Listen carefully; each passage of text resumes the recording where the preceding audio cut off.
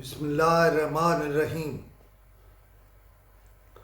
انگنت درود و سلام جناب محمد رسول اللہ صلی اللہ علیہ وآلہ وسلم کی ذات پر، ان کے آل پر اور ان کی اولاد پر۔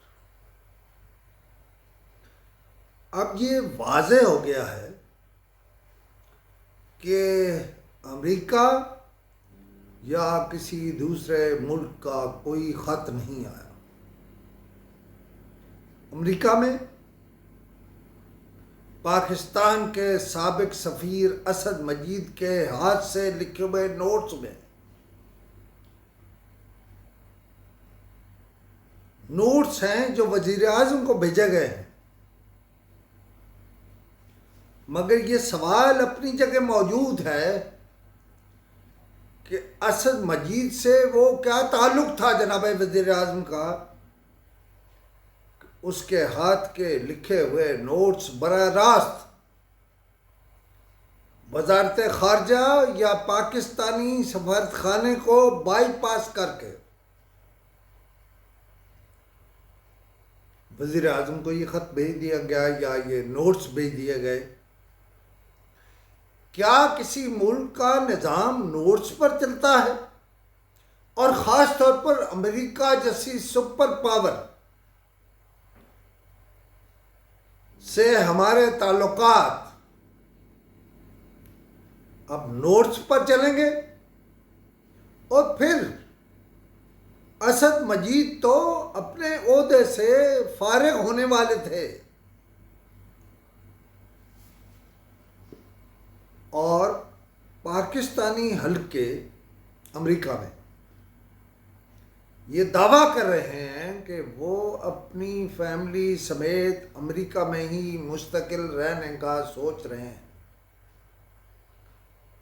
یہ بھی ہو سکتا ہے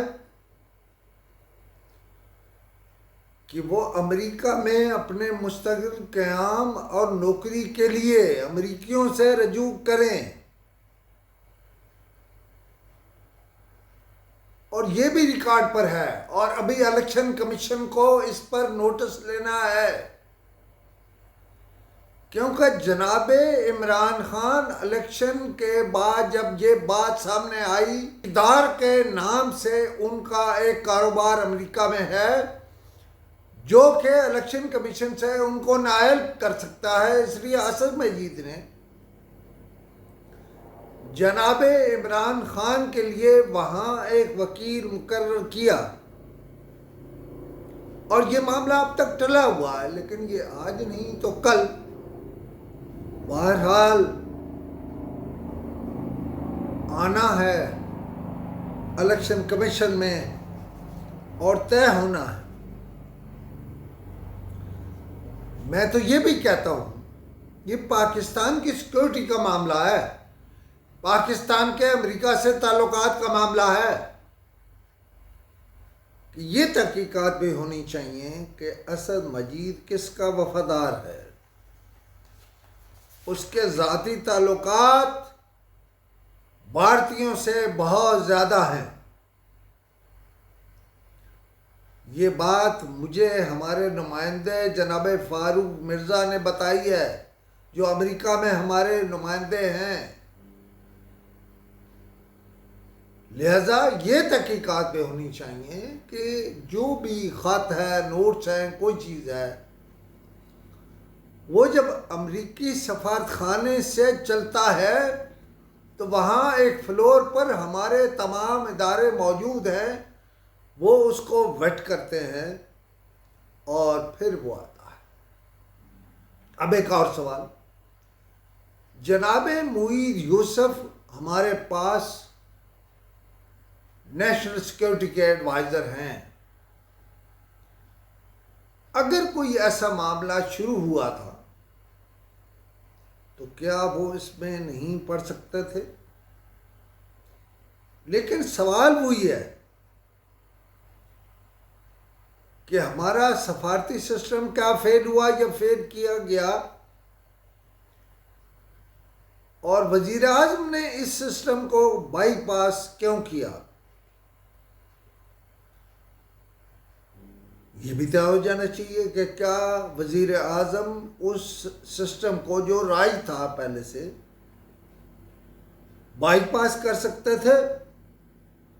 اس کے لیے ضروری ہے کہ وزارت خارجہ جناب اسد مجید کو، جو ہمارے سابق سفیر ہیں پاکستان، طلب کرے. تمام ادارے اکٹھے ہو کر اس سے انویسٹیگیٹ کریں کہ یہ معاملہ کیا تھا، اس کی حقیقت کیا تھی، اور کیا پاکستان امریکہ تعلقات کسی جاتے ہوئے سفیر کے نوٹس کے مرہون منت ہیں. میں پھر ذکر کروں گا جناب فاروق مرزا کا، جو امریکہ میں ہمارے نمائندے ہیں، کہ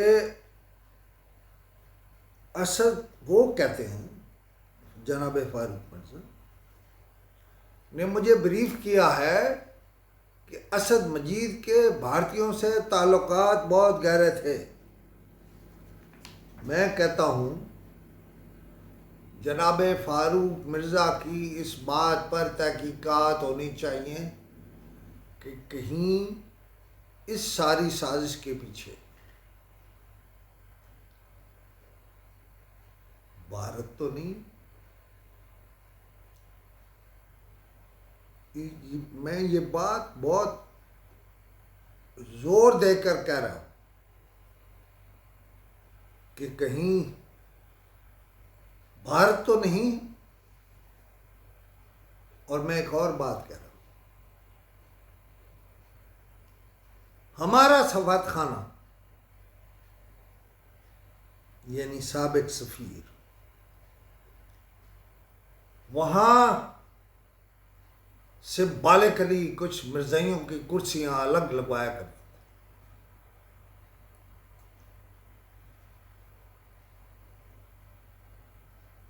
افواج پاکستان، ISI، MI یہ تحقیقات بھی کریں کہ اس سازش میں کون کون شریک تھا. Thank you.